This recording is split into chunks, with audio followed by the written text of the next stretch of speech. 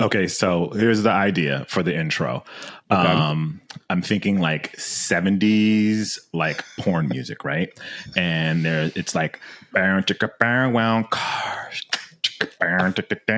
kicks, cars and kicks. First of all, I think the bow chicka bow wow might be trademarked. Is it? Okay, so we won't go bow chicka wow. We'll go like bow chicka down cars, bow chicka down. So more inspired by, less direct copy. Yeah. Not we don't want to copy it, but we want that 70s cool guy feel. That very like energetic, like people are into it. I feel like I'm leaning towards going back to the drawing board on this one. Just okay. A thought. I mean, not knocking your ideas. I think it's great. I never want to step on anybody's creativity, but right. Yeah, maybe we'll chat about that. Yeah. Okay. So just to clarify, it sounds like you're saying you pass on that. It's version. We'll revisit the bow chicka cars. We'll play with it. Yeah. It's a pass for now. Okay. Nick, you noticed you didn't say anything, so I'm gonna take that as a no from you as well. I'm gonna go not hard pass, but I'm gonna go pass. Pass. Right. That's pass. Cool. No, it's great, guys. Just stifle my creativity. It's cool. Great. This is a great way to work together and be friends. So, hey, well, we're still figuring this out, so we'll give you another shot next week. Okay. All right. Yeah. Next week I'll have a totally new one. But won't have any bows or chickas.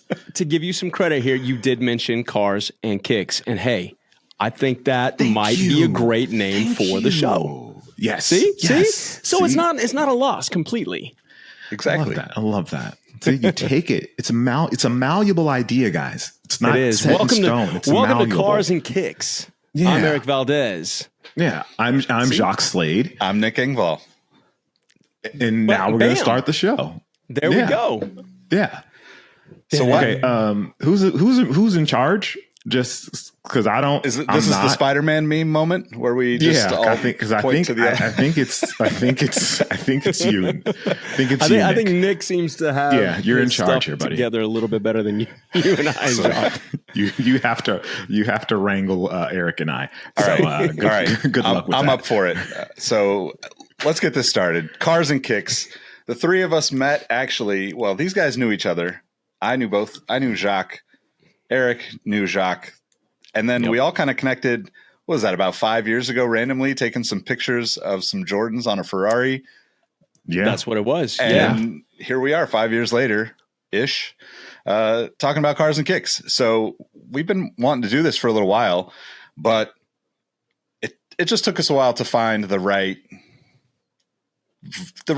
alignment of all of our schedules. We're all pretty busy. Is that how you're going to put it? You're not going to say, because Eric's a big time actor and he was on a show and we couldn't catch up with him. Is that not what you're going to say? Now this introduction is completely malleable as well. So if we need to go, okay. I just want to make sure. I was going to say, it's Jacques the one that's traveling the world with the PGA Tour these days and interviewing random people on the streets about their sneaker collections. Exactly. I don't know. I mean, I'm the least famous of the three of us, so I can't be held responsible for all of this. The streets know you, Nick, and that's more important. Yes, I was going to say the streets are talking. How many podcasts have you been a part of now, Nick? Probably too many, but this is going to be one of the funnest. There we go. Let's go. Let's get it in. Oh man, yeah. Talking about that story, it was popping back into my head. The whole Cars and Kicks thing. Like, how did that happen? I think Jacques, you were doing something for Jordan Brand in talking about car inspired sneakers or something. Yeah, and you reached out to me because I love cars and know cars, and you're like, "Hey, can we do something?" And then next thing you know, I pull up in a Ferrari FF and we go and film some stuff or something like that, right? Yeah. So it was for the Air Jordan 14. It was coming out in the original like black and red. I don't know if they call it fire red or scarlet red or whatever red, the version of red. You know how Jordan Brand does. So that version was coming back out, and I wanted to be extra per the usual. And I was like, hey, let's take a picture with Ferrari. And I only know one person that has has access to a Ferrari, not even has one, but just has access to a Ferrari.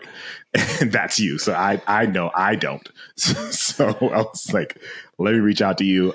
Nick was basically like knew all the information and knew everything more that kind of combined our worlds. I was a sneaker guy, you were the car guy, and Nick is like the glue in between the two of us that makes it all, that makes it work and makes sense. So it was cool. It came out really good. That was with Finish Line. Was that Finish Line, Nick? I think that was back when you were doing stuff with Finish Line, I think. No, I don't remember, because it couldn't have been Finish Line, because Finish Line for me was a long time ago. That's 10 years. Oh, well, maybe not. So okay, I think. All right. Yeah.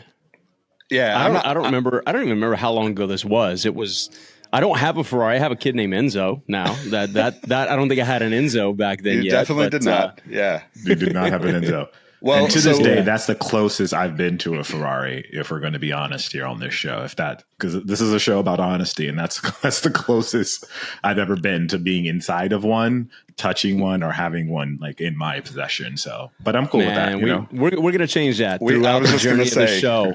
We are going to pull you in to the car world a little bit more, Jacques. I guarantee it. I love it. Let's do it. I'm all for it. I can already see the sponsors lining up to get that first photo of Jacques in a Ferrari.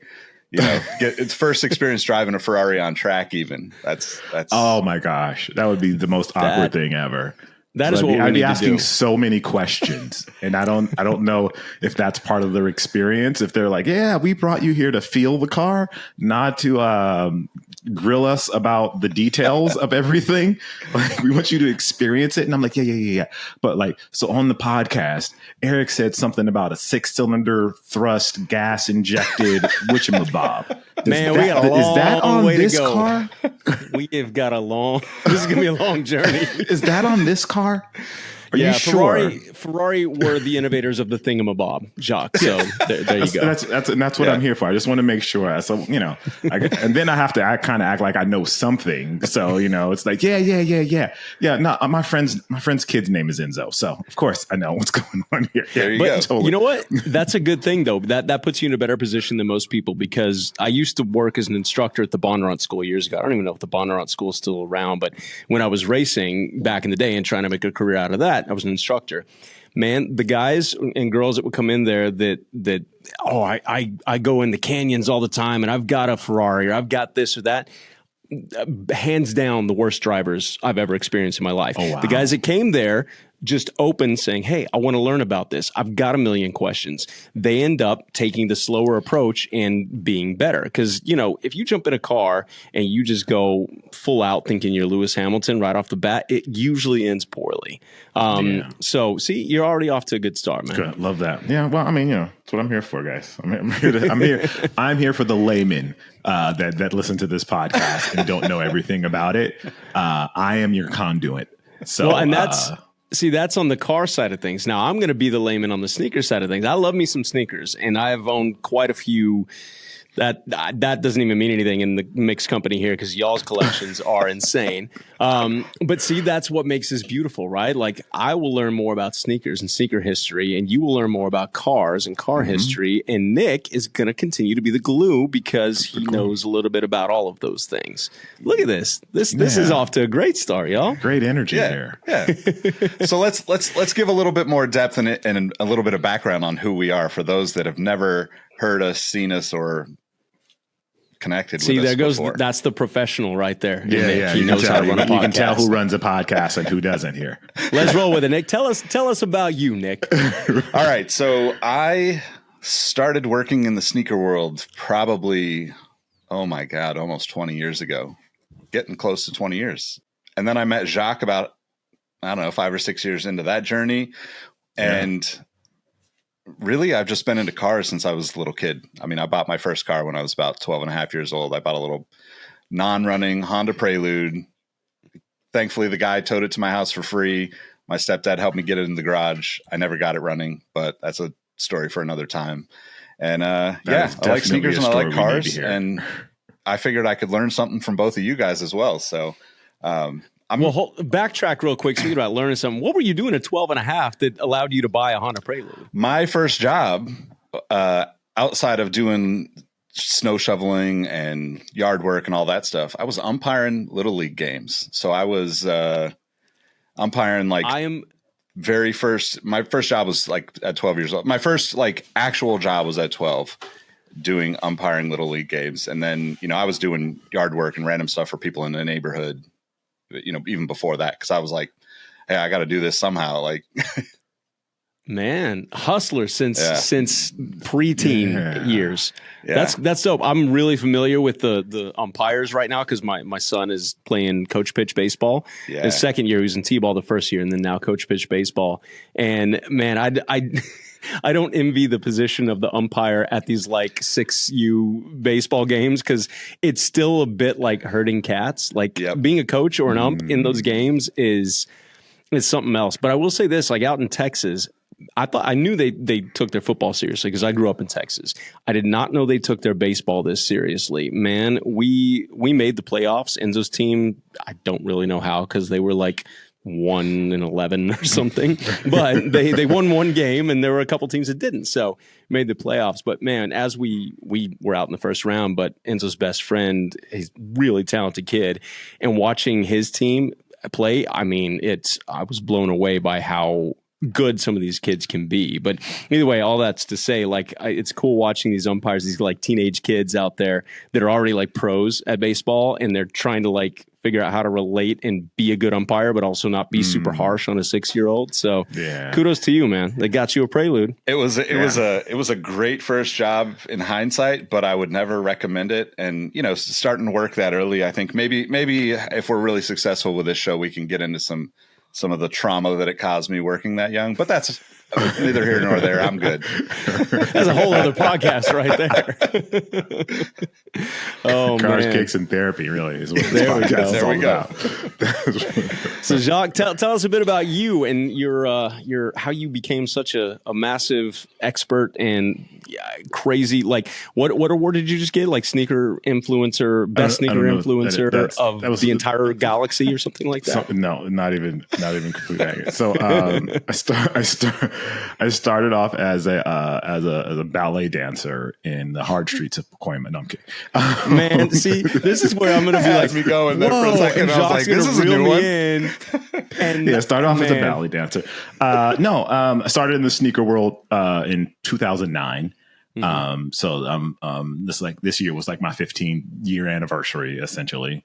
No one gave me anything for that, but it was the anniversary for my 15 years in this. Oh, thank you. Thanks. This is what you get. So 15 years. And just kind of digging more and more into the space and trying to do more things. And now I find myself as one of the elders of the space, which is pretty cool because, I have a lot more perspective on things from where things have been, where things are going and kind of things, which is great. I also do a lot of stuff in the golf space. I host a show called The Cut, which is from the PGA Tours on the Golf Channel. Yep. I'm a, former rapper, former actor, dad, husband, friend, and a dog owner. I don't know much. This became a dating profile. Yeah. I'm trying real quick. I'm trying to get that engagement, baby. I don't know as much about cars as these two. These two are way deep into the world of cars. I'm way deep into the world of sneakers. I know a little bit about cars. I'll feign ignorance on this show just to so everyone feels comfortable when they come in the door kind of thing. But I do know things. So don't think it's like, oh, Jacques doesn't really know anything about sneakers. Didn't he do a show about cars and he doesn't know what a thingamabob is? But I know what a thingamabob is, people. Thank you. So I'll feign ignorance a lot on this show. Just so, so we level the playing field for everyone. Yeah. I like that. Yeah. It makes it better for everyone. No one's embarrassed that they didn't know what a thingamabob was, like the 6-cylinder gas injected thingamabob. But, you're very humble, and I like that. I appreciate that about you. Yeah, I'm taking it for the team. Every man. I'm an every man, and I pride myself on that. Yeah, speaking of your music stuff, you could remix this instead of "I'm Every Woman." You could go into like "I'm Every Man." Maybe that could be our intro. That could be the intro to the show. There we go. A little Whitney Houston-esque. Yeah. I'll keep that one for the next episode. That'll be the intro.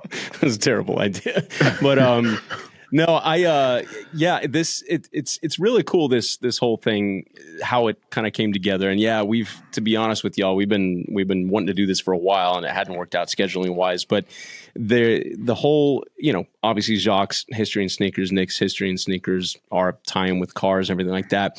That's kind of how, I guess, the Ferrari thing, you and I knew each other a little bit before the Ferrari Jordan thing as well. And talking about your acting, like I am an actor. That's what I do for a living. That's how I make my living. I've been doing that since I was a kid, the day job, so to speak. But we're all creators. And one of the things that I tend to do is go really big on a lot of things for whatever reason. And one of the first things that Jacques and I worked on together, I don't know if you even remember this, but my son, Enzo, my wife was pregnant at the time, and she had mentioned something about doing, a gender reveal video or something like that. I was like, what is a gender reveal? And she, I went on YouTube and people popping balloons with like blue or pink confetti or whatever. And I was like, no, I'm going to write a short film about this. And there's going to be a car chase, and there's going to be some bad guys and fight scenes and all sorts of stuff. And so I did, because it's what I do. And Jacques, you played one of the baddies in this short film. It's called The Delivery. I enlisted all my buddies to be in it. Vern Troyer, shouts out to Vern. He was a longtime friend of mine who's no longer with us, but it was his last project, and we all got to be a part of that.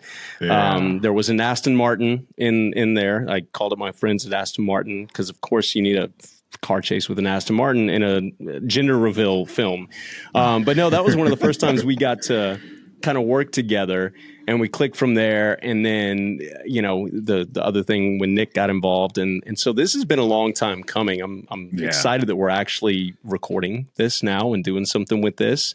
But, talking about just a little bit of my history, I mentioned the actor thing, but the car stuff, I grew up, I don't know where it came from, but I've always had a passion for cars since birth. And it was either entertaining people or racing cars. It's the only two things I ever wanted to do in life. And in a roundabout way, it kind of is all I've ever done. I'm not, Tom Cruise or Brad Pitt or Dwayne Johnson or whomever. And I'm not Lewis Hamilton, but, I've raced a lot of things. I've made a decent living doing what I do. And so it's kind of a cool thing to get to live in both of those worlds. And the sneaker thing is just, it was always a thing that I loved. I never really got into it as deep as y'all did, but for whatever reason, I remember my very first pair of Jordans. I was 5th grade, I believe. I have to go back and look at the dates, but I was a small kid, so it took me a while to grow into like size 6, I think is where the cutoff when they started making size 6 to for adult shoes or whatever. But my very first pair of sneakers, like good sneakers, because we shopped at Payless and stuff when I was a kid because we didn't have a lot of money. But I had a pair of Jordan 4s in the ones that were just re-released, actually, the blue, gray, white colorway. Yeah. It was my very first pair of Jordans. And man, from that point on, I kind of got hooked. And over the years, I've had this thing like, I was the guy that kind of would match my sneakers to whatever car I was driving at certain points in time. I can't believe I'm admitting that, but it coming to where we are now, I find that there's a lot of similarities in the sneaker culture, sneaker world, and car world in that, yes, they're both utilities. They're, to protect your feet or get you to point A to point B, but they're way beyond that when it comes to forms of self-expression, et cetera. And the three of us talked about that, and we're like, man, I think we have something here. There's a lot of crossover in those two worlds. And so that is the long-winded explanation of kind of how we got to where we are and why we're doing what we're doing here. And it's exciting. Yeah, I'm really excited about it. I mean, I think I don't know if I knew that you had taught at the Bonnarant School either, which is completely an interesting rabbit hole to go down maybe for another time. But like, that is something that is like, I kind of come to the cars and really the sneakers thing from a more marketing side and angle. Like so I've never gone to driving school, been on the track tons of times with friends in cars, but my brother always drove. And so I was always like, well, I'll be the guy that does all the stuff to make the presentations, to pitch stuff, to, try to get sponsors, to like bring the whatever we needed to do to get the car back to the track again. And so that's kind of going to be another interesting dynamic as we, go through this, is like, I think about those things probably more so than I ever think about, like, don't get me wrong. Like, I love driving fast, but I like being on the track in a car. After the first few times I did that, it was like, I don't know if my stomach can actually handle this in a car that's really capable of doing, pushing the limits. Right. Which is, again, I can't wait. I can't wait to see Jacques in a car on track, understanding that, because I don't want to gloss over the fact that I think one of the most important things that we talked about for the people that are listening to us, the actual aspect of asking those questions is something I think that, to your point, Eric, makes a great driver for the future, like understanding all those things. But I think this will be a really cool way for us to all collectively kind of dig deeper into all these different things and learn from each other's from this conversation, from the people we eventually will have on as guests, and from just, whatever experiences come from it. Because this is just, I don't know. I'm just excited about it, and I'm rambling. Nick is speechless. Yeah, he's so excited about this. Yeah, we tripped up the pro. Hold on now. What's happening around here? Wow. Just for the people that don't know, like, could you guys explain what Bondurant is? I get it. I know what it is, but yeah, of course. Yeah, I knew you knew that. Sorry. Yeah. No, Bondurant used to be a driving school. There were two that were really, really good back in the day. There's been a handful of them that have come and gone over the years, but there was the Bondurant School and Skip Barber were probably the two best driving schools in the country. And when I say driving schools, this isn't like driver's ed, like, oh, I'm going to go there and figure out how to parallel park so that I pass my driver's test. No, this is where a lot of people came to learn the basics of car control all the way up to how to chase a career in motorsports. And so when we were instructing people, it was performance driving. Basically, we had at our disposal, I lived in Phoenix for about 3 years, so out at Firebird International Raceway. At the time, right, the one by Barber, right, the one by Firebird, yeah, right. You know exactly what I'm talking about. Yeah, of course. Yeah, sorry, I forget that you know so much, and so I forget if I repeat myself and say these it's cool. rudimentary things. I apologize. It's good. It's good. Go ahead. So, no, man, we had at our disposal there, we had, shifter carts. We had, at the time they were transitioning from a partnership with Ford to a partnership with General Motors. So we had both Mustangs and Corvettes and all sorts of different cars from Formula Fords, things like that. And so we would teach people how to drive fast, basically, is a short version of that. But man, we had people like Jimmy Johnson came through our course once. He was already relatively successful in the NASCAR world, but he came from like a dirt track world, an oval track world. And so he was struggling a bit on some of the road courses. And so he, as an already professional driver in NASCAR, came to our school to learn a little bit more about, turning left and right instead of just left on an oval and all of these different things. So yeah, we would teach anybody from younger kids wanting to chase a career in motorsports to guys like Jimmy Johnson to just really wealthy people in the business world that would, instead of getting together and going to the golf course or something, they would get together and have a little like powwow with their, I guess whatever they want to call, what's a corporate term for that? It's not like bonding, but it's like a corporate retreat type of thing. Yeah, something like that. So I never really worked in the corporate world. I don't know these terms. Team building. Team building, that's the one I was looking for. There yes. You go. You can find my resume on LinkedIn. I'm looking for it now. Just looking for a corporate manager's position. There you go. But no, that was I like to say that was the best $9 an hour job I ever had, because they didn't didn't pay us anything, but it was cool, man. And some of the guys that I've worked with have gone on to have really great careers in motorsports. Michael McDowell is one. He won the Daytona 500 2 years ago, I think. Still a very successful NASCAR driver. AJ Allmendinger was there, not at the same time I was, but again, he's raced sports cars, NASCAR, a little bit of everything. A lot of really good, talented people came through there.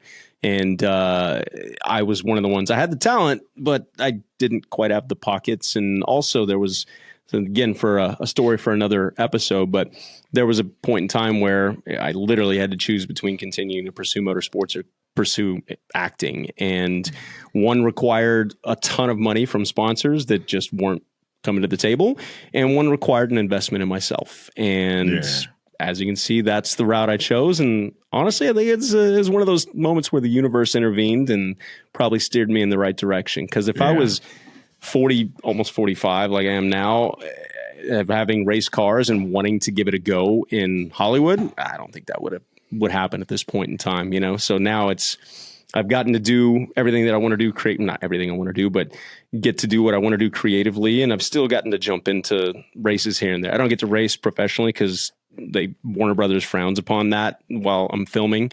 But I do in between seasons get to go and do stuff. I've done the Baja 1000, the Baja 500. I raced Porsches, Daytona and IMSA. A handful of different things, just one-off races here and there. So I get to do a little bit of both things still, which is really cool. That's cool. That is really cool. Yeah. Love that. So I think we've established our credibility on the car side here. I think I'm going to ask Jacques. I need to know, like, how on the sneaker side, like, why are people going to listen to us on the sneaker side? Because I mean, they shouldn't listen to me if we're going to be honest. Like, I did just see you in Paris not long ago talking, you know, world traveler. I'm nobody important in sneakers. I just like sneakers a lot. I like to talk about them. I make videos about them. And I bet wear a lot of people have gravitated towards and really like. So yeah, people appreciate my opinion and the thoughts that I have on sneakers. Thank goodness it's more than just my mom and my dad. I have there's a bit of a larger audience there. But it's really just I like to show my appreciation for the craftsmanship, for the art that goes into sneakers, the performance of sneakers as an athlete.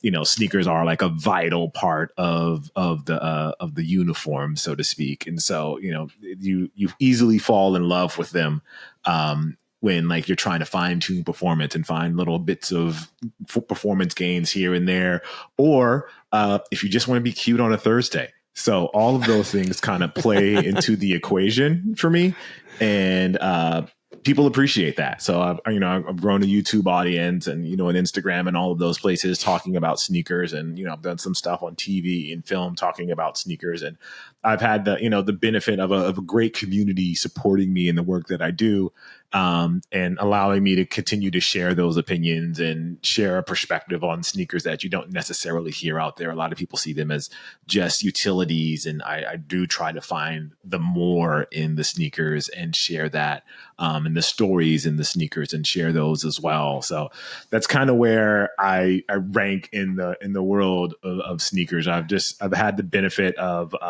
doing this since 2009 and really being able to tell stories and talk to designers, talk to brands, but also have a perspective from the community and try to find a balance between those three and share that perspective with the world. And it's been great for me. It's a career for me. It's the job that I have. I wake up and do every day is I get to talk about shoes and get to talk about sneakers. And as silly as that sounds, it benefits people in a variety of ways. From either you want to grow up to be a designer, you want to grow up to be an athlete, you want to grow up and be in marketing, or you want to grow up and run a retail store. All of those things kind of work together in this world of sneakers, and I'm able to kind of twist and pull and all of those things on all of those different worlds and bring them together and hopefully inspire someone to chase a career after something that they love.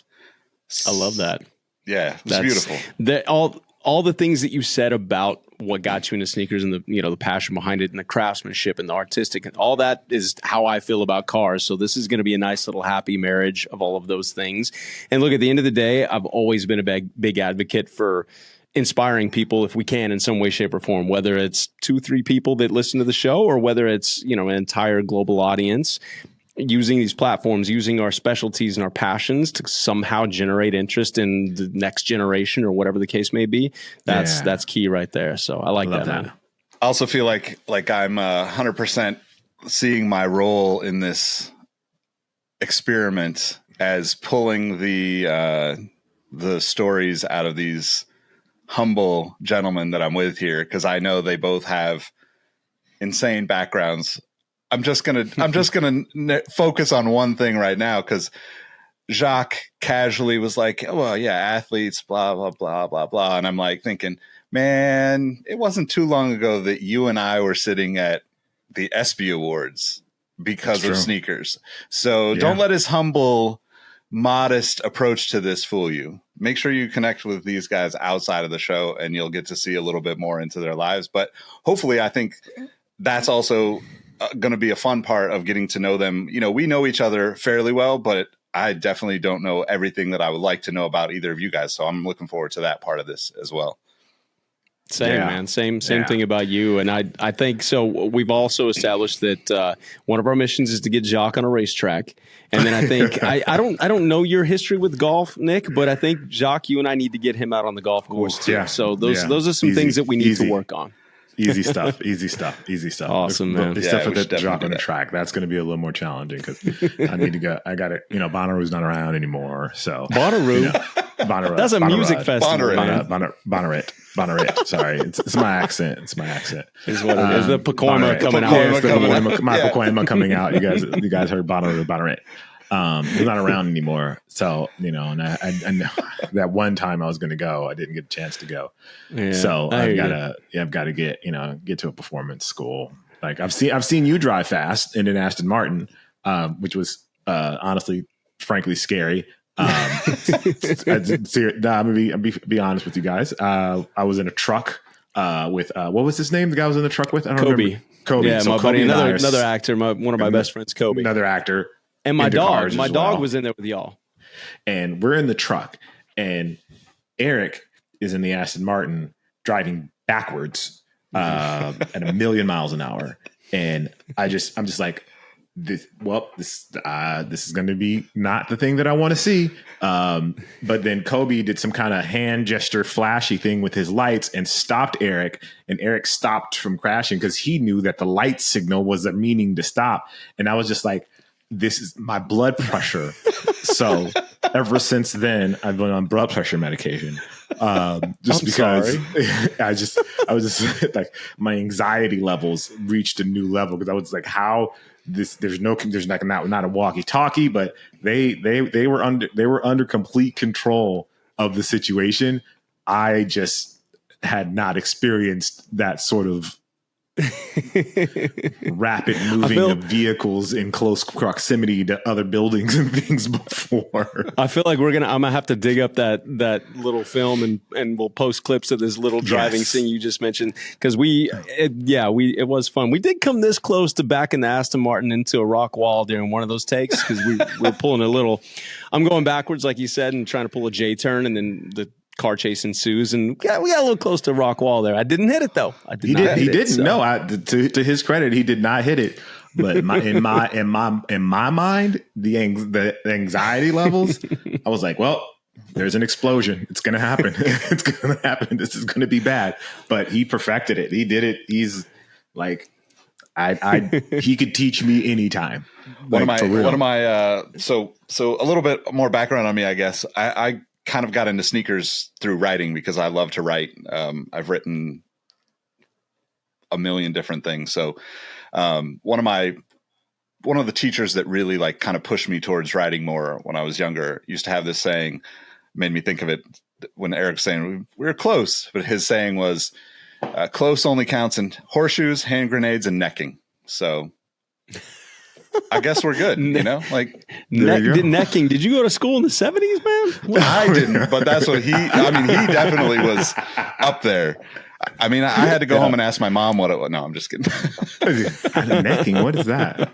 Oh man. Yeah. Speaking of this young generation that's hopefully listening to us right now is going to have to go to the Googles for that one. Cause I don't know what these kids call it nowadays, but no. Well, this is a glimpse into what you guys are in store for here at Cars and Kicks, man. This some rambling, some facts thrown in there here and there, some cool personal stories. There won't be any necking. But necking. yeah, this is what we got coming for you. Yeah, so definitely check us out. If there's anything that you guys want us to talk about, or there's a particular car you want us to talk about, a particular sneaker that you want us to talk about, or even if there was like a connection between those two, let us know. Honestly, we're probably going to ignore your suggestions and just do the stuff that we want to talk about. But we do want to hear, because some of you guys are smart. Some of you aren't. Some of you have great ideas and some of you don't. But I think we're all comfortable knowing that we're going to try.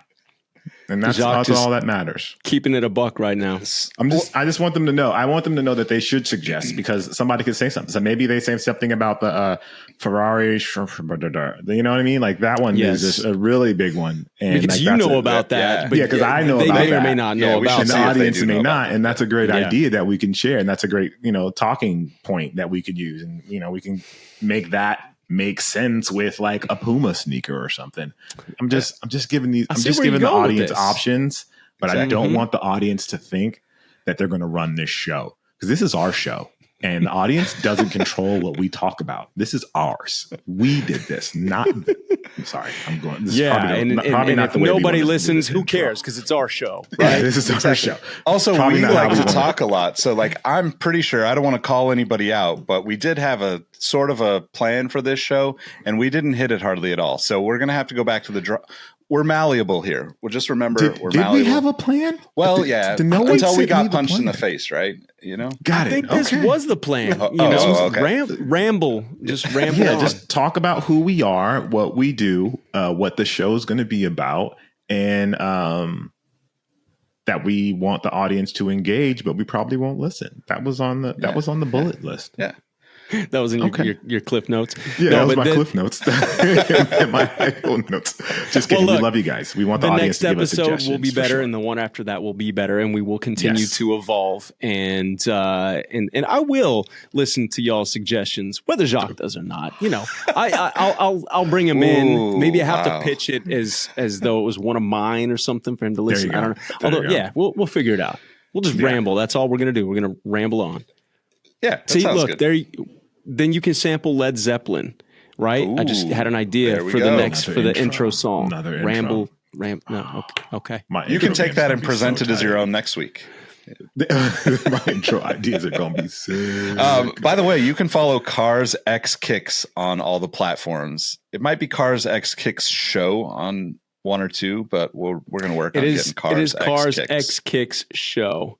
Yeah, because I think that goes to show you how prepared we are. We don't even know the name of our own social handles.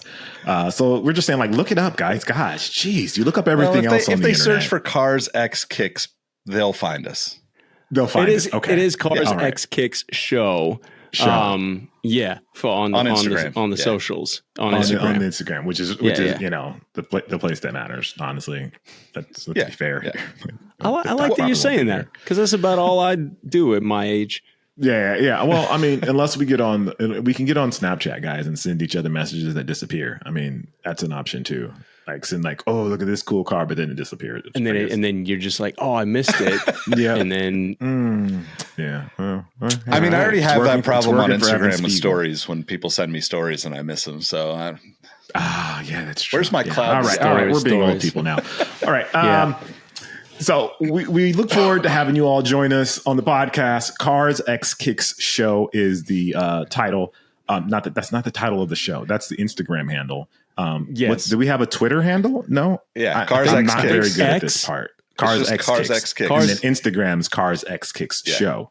Yes. Right. Yes. Until we can figure out who has Cars and Kicks, and then we'll boot them off the platform, and we'll steal that. A murder plot. I love a murder plot. I've already offered autographs from Jacques and Eric in exchange for the handle. So we'll see how long it takes to get the handle. We're not going to get very far. I was going to say, the piece of paper will be worth less with our signatures on it, to be fair. Oh, man. Tune in next time. This is a great start, though, right? I feel pretty good about this.